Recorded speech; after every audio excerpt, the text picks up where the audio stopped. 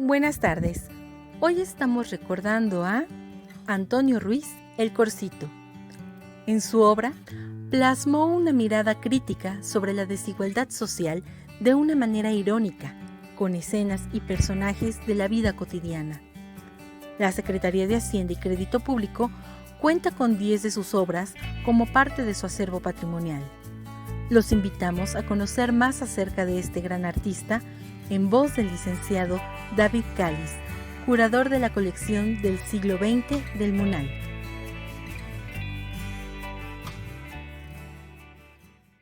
Antonio Ruiz El Corsito es un artista referencial para la historia del arte mexicano y en especial para la historiografía de la historia del arte. Es un artista que se sale de la Escuela Mexicana de Pintura, de esta estética hegemónica que permeaba los años 20 y que plantea más bien un proyecto propio con una estética sumamente pequeña, con una estética que además va a aludir a un México que se nos ha ido. Es un artista de momentos fugaces, es un artista que refleja la cotidianidad del México a través de escenas costumbristas, pero también con una crítica importante en la sátira en cada una de sus obras. Antonio Ruiz, como sabemos, es un artista que nace en Texcoco. Desde muy pequeño estudia en la antigua Academia de San Carlos, en la Escuela Nacional de Bellas Artes. Sus principales figuras plásticas van a ser Saturnino Herrán y Germán Gedovius, que lo orientarán mucho sobre todo en la técnica plástica del dibujo.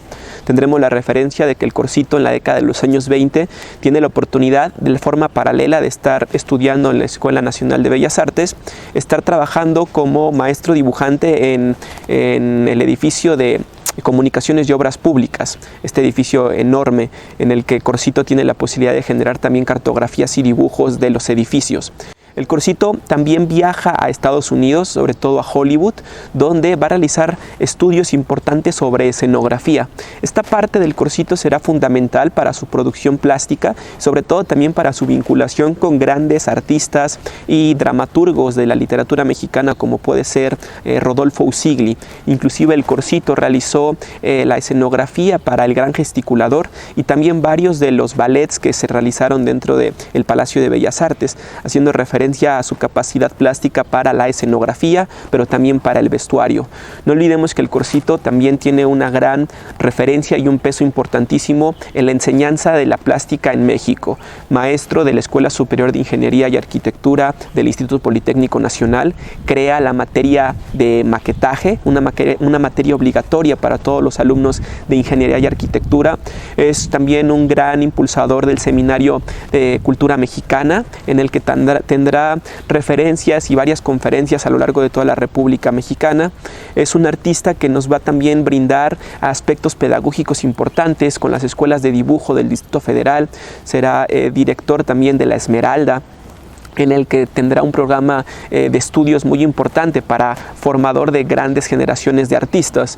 Es en su estética también gran influenciado por los artistas, sobre todo flamencos de los Países Bajos, con esta minuciosidad en la técnica de la miniatura. Recordemos que la mayor cantidad de las obras, o más bien el 90% de las obras del Corsito son de un pequeño formato.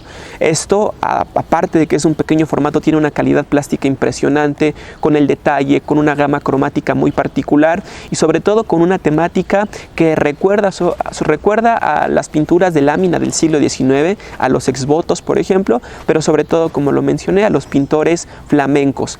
Grandes obras que resguarda el Museo de la Secretaría de Hacienda y Crédito Público, como un ejemplo bellísimo es la pieza Verano de 1937, una obra que refleja las contradicciones de la modernidad. Del lado izquierdo se podría observar lo que son 3 maniquís en una especie de escenografía a partir de los escaparates, que también es una crítica a la modernidad si partimos desde los preceptos bodelerianos. Tendríamos la referencia del contraste de la modernidad mexicana con 2 personajes de origen campesino, lo revelan sobre todo el sombrero, el atuendo de overol de obrero y la mujer con el rebozo, que están observando este escaparate del verano, ¿no? Donde el punto de fuga principal es este paraguas que se abre, ¿no? Con este color monocromático en blanco y negro que nos revela el punto de fuga de la obra, donde el Corsito hace una crítica importante sobre la desigualdad social en México, los contrastes de la realidad y estos procesos de modernización que se hacen evidente en la obra. No solamente el verano, sino también podemos observar esta crítica a la obra y sobre todo al trabajo de los mineros, una pieza también fantástica que resguarda el Museo de Secretaría de Hacienda y Crédito Público, una pieza que nos revela también el gesto trabajador, ¿no?, de los cuerpos desnudos de los mineros sobre esta técnica y este esfuerzo, de igual manera en un formato sumamente pequeño, pero con detalles sumamente loables referente a ello. Manuel Rodríguez Lozano, en uno de los homenajes que se realizaron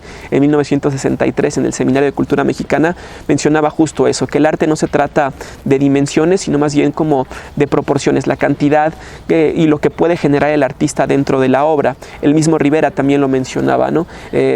La calidad plástica del Corsito es a la inversa del formato de sus cuadros. Si sus cuadros son pequeños, eso quiere decir que es sumamente grandilocuente la obra que realiza el Corsito. Otra pieza fantástica que también se resguarda y que tiene una minuciosidad en los detalles es el desfile cívico.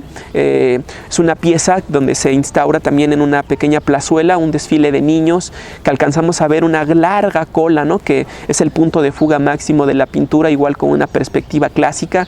Observamos el kiosco, las bicicletas, la vida cotidiana, algunos perros, ¿no? Son estos elementos que nos deja ver el Corsito a través de la obra.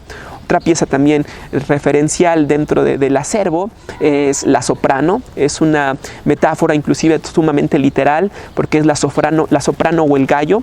Es esta mujer, ¿no?, que canta, pero que a la vez sale de su boca un gallo. Es una metáfora sumamente explícita de estas condiciones inclusive risorias del Corsito, ¿no?, que también alude como este carácter satírico, pero también este juego dentro de la pintura, sin dejar de lado la calidad técnica y plástica. En esa misma obra, atrás del piano, podemos observar las transparencias de las telas, pero también los grabados minuciosos que hace prácticamente cual si estuviera tejiendo el Corsito en un formato sumamente pequeño. Otra de las obras que además son sumamente conocidas y que hace una crítica férrea al grupo de los contemporáneos es la obra titulada Los Paranoicos. El Corsito deja ver al grupo denominado por Jaime Torres Bodet como el Grupo Sin Grupos o el Archipiélago de las Soledades, donde de izquierda a derecha podemos identificar a personajes como Antonieta Rivas Mercado, ataviada, ¿no?, de una forma sumamente burguesa, que además fue la mecenas de los contemporáneos. Después le seguiría Manuel Rodríguez Lozano, pintor, y también está dentro del círculo de los contemporáneos. Salvador Novo, el gran cronista de la Ciudad de México, con sátiras importantes y también con grandes críticas a la obra de Diego Rivera, como su texto titulado La Diegada. El maestro Roberto Montenegro, artista también que valora el arte popular y que va a estar vinculado con los artistas contemporáneos y los escritores. Y Agustín Lazo, también pareja de Javier Villaurrutia, y el último a la persona que se podía identificar como Guadalupe Marín. Todo ello en un ambiente donde hace una mofa y una sátira al comportamiento de los contemporáneos, que optaban por universalizar el arte y por generar estas vinculaciones también hacia las literaturas que se generaban en otro mundo. Elementos iconográficos que son visuales y que se perciben en esta obra puede ser la coladera o el valero, que también hace alusión a las preferencias sexuales de los contemporáneos, e inclusive estos gestos de 1810-1941 haciendo alusión también al baile de los 41. El Corsito también con una mirada crítica, férrea, referente a un grupo que se estaba gestando también en la década de los años 20 y que va a tener como su contraparte con la Escuela Mexicana de Pintura. Otra obra fantástica del Corsito son las changuitas.